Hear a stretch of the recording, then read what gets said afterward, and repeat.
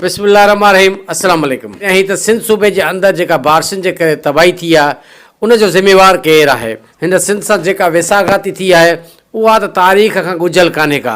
उहा जेको बि तारीख़ सां वाबस्ता शख़्स आहे या ज़िंदा आहे या हिन दुनिया में हलियो वियो आहे उन ज़रूरु इन सिंध सां थींदड़ वेसाघातनि जे हवाले सां उन्हनि ॾुखनि ऐं दर्दनि खे ज़रूरु ॾिठो हूंदो ऐं महसूसु कयो हूंदो। लेकिन अॼु जी जनरेशन असां जॾहिं सोशल मीडिया जो दौरु आहे त ॾिसूं था त सिंध जो हर हिकु बचो हर हिकु गलीअ में हर हिकु ॻोठ में वसंतीअ में इन तकलीफ़ुनि खां कंहिं सूरत में आज़ादु कोन्हे को।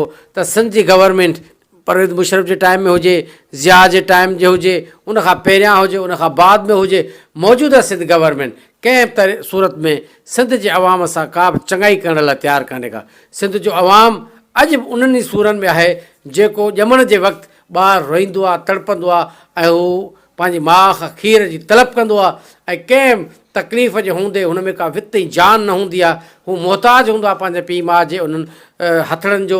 अहिड़े तरीक़े सां सिंध जो अवाम बि अॼु एतिरो मायूस आहे, एतिरो मजबूर आहे, लाचार आहे जो हू मजबूर आहे ऐं हू मफ़लूज थी चुको आहे त सिंध गवर्नमेंट कॾहिं हुननि जी का परगोर कंदी।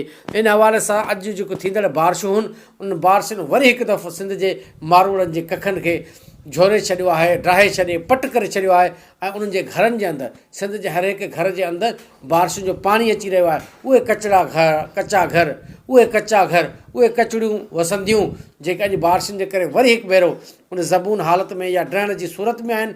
लेकिन सिंध गवर्नमेंट खे का बि अहिड़े सिंध जे अवाम जे हवाले सां का पॉलिसी कान्हे का जो हू सिंध जे अवाम ॾे वञी करे उन्हनि घरनि ॾे, उन्हनि ॻोठनि ॾे, उन्हनि वसंदनि गलियुनि में वञी करे उन्हनि जी का परगोर कनि। सिंध जे अवाम खे हमेशह सूरनि में ई उछलायो वियो आहे, तकलीफ़ुनि में उछलायो वियो आहे ऐं सिंध जे अवाम सां का बि चङाई करण जे लाइ सिंध गवर्नमेंट छो तयारु कान्हे। मां इन करे सिंध जे उन मिनिस्टर, उन दबंग मिनिस्टर, उन सिंध जे मुहबती minister, law minister, home minister Ziaul Lanjar साहब खां इहा उमेदु कयां थो त हू हिकु वकील ह्यूमन नेचर जो माण्हू, इंसान दोस्त जेको असांजे ज़िले नौशर फिरोज़ सां मुहबत उन जे अवाम सां एतिरी मुहबत करे थो। मां सम्झां थो त हीउ इंसान दोस्त शख़्स आहे।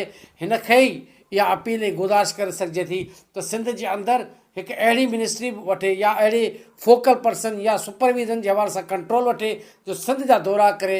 महिरबानी करे ज़ियाउल लंजार साहब तव्हां ई हिन बारिशुनि जे माहौल खे को स्टैंड वठी करे तव्हां ई को सिंध गवर्नमेंट जेके इन रहियल खुल साख खे बचाए सघो था। तव्हां में उमेदु आहे, तव्हां मां इहा उमेदु करे सघिजे थी ऐं तव्हांखे इहा गुज़ारिश करे सघिजे थी त तव्हांखे हींअर पावर आहे, तव्हां हिकु वकील आहियो, तव्हां अवाम जे ॾुखनि सुखनि खे सम्झो था ऐं तव्हां जहिड़ो इनर्जेटिक ऐं यंग मैन जेकॾहिं सिंध जे काबीना में आहे त उमेदु इहा ई करे सघिजे थी त तव्हां ई असांजे सिंध जे अवाम जे उन्हनि ॾुखनि खे, उन तकलीफ़ुनि खे ख़तमु करे सघो था। आख़िर में वरी मां पाकिस्तान पीपल्स पार्टी जेका सिंध गवर्नमेंट आहे उनखे गुज़ारिश कयां थो त महिरबानी करे सिंध जे अवाम खे हिननि ॾुखे लम्हे में तव्हांखे न छॾणु खपे।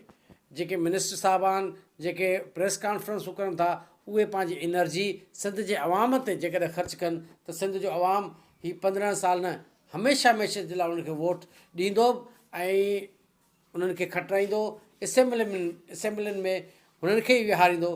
अगरि जेकॾहिं तव्हां थोरी सिंध जे अवाम सां हिन लम्हनि में, दर्दनि में, तकलीफ़ुनि में जेकॾहिं थोरो तवजह ॾेई करे ध्यानु ॾींदो, उन्हनि सां हमदर्दी जताईंदो त मां सम्झां थो त इहा पीपल्स पार्टी न, इहा असांजे शहीद ज़ुल्फ़िकार अली भुट्टे जे उन नज़रे जी पासदारी हूंदी। जेको नज़रियो, जेको ज़हन, जेको फ़लसफ़ो तव्हांजे असांजे क़ाइद शहीद ज़ुल्फ़िकार अली भुट्टे जो हिन अवाम जे लाइ हुयो। हीअ अवाम शहीद ज़ुल्फ़िकार अली भुट्टे जी उहा निशानी आहे जेका तव्हां वटि मिलियल आहे।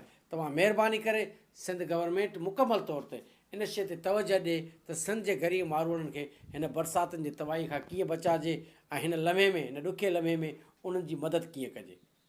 मां उमेदु कयां थो त मुंहिंजे नंढे मैसेज खे ज़रूरु तव्हां गौर फ़िक्र कंदो ऐं अमल पैरा कंदो।